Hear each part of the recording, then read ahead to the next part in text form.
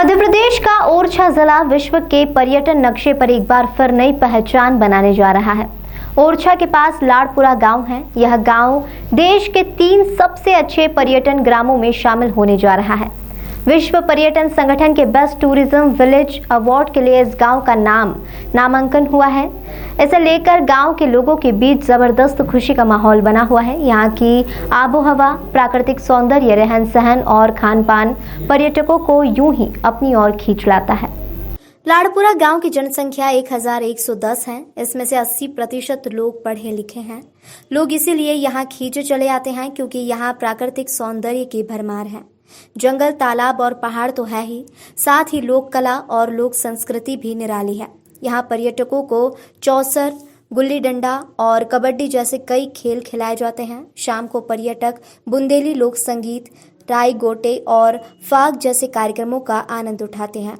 लाड़पुरा की इस उपलब्धि पर मुख्यमंत्री शिवराज सिंह चौहान ने पर्यटन विभाग को बधाई दी है। उनका कहना है कि यह प्रदेश के लिए गौरव की बात है। हमारा प्रदेश नैसर्गिक प्राकृतिक सौंदर्य के साथ अद्भुत स्थापित कला का धनी है। इस गांव का प्राकृतिक सौंदर्य और खान पान पर्यटकों के लिए पसंदीदा जगह बनता जा रहा है। गौरतलब है कि पूरे देश में इस अवार्ड के लिए मात्र 3 गांवों का चयन किया गया है। इसमें मेघालय का कांती कांगतोंग गांव, तेलंगाना का पंचमपेली गांव और प्रदेश का लाड़पुरा गांव शामिल हैं। इसे मध्य प्रदेश के लिए बड़ी उपलब्धि बताया जा रहा है। ओरछा से करीब 8 किलोमीटर दूर बने इस गांव की खासियत है कि यहाँ महिलाएं आर्थिक विकास में योगदान देती हैं। यहाँ महिलाएं ई-रिक्शा चलाती हैं और परिवार और गांव के विकास में मदद करती हैं। इस गांव की प्रसिद्धि से यहाँ टूरिज्म बढ़ता जा रहा है। इससे यहाँ लोगों की जिंदगी बदल रही है।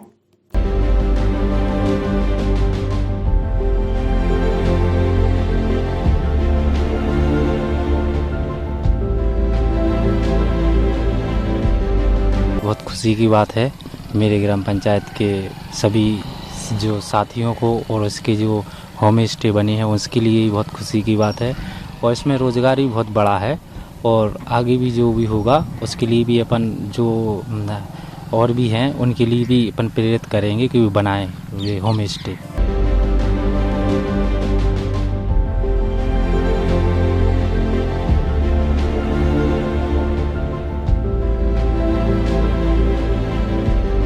मन काफ़ी समय से था कि बनाना है क्योंकि ओरछा से 4-5 किलोमीटर दूरी पर ही है।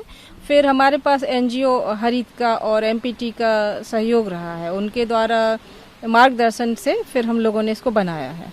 क्या कुछ खासियत है इसकी? खासियत सर ये है कि ये कुल बुंदेलखंडी जीवन शैली को चित्रित करते हैं गांव, और हम लोगों की पूरी कोशिश है कि जो भी शहर के पर्यटक आते हैं तो वो गांव के जिंदगी जीते हैं और वो खुश होकर जाते हैं।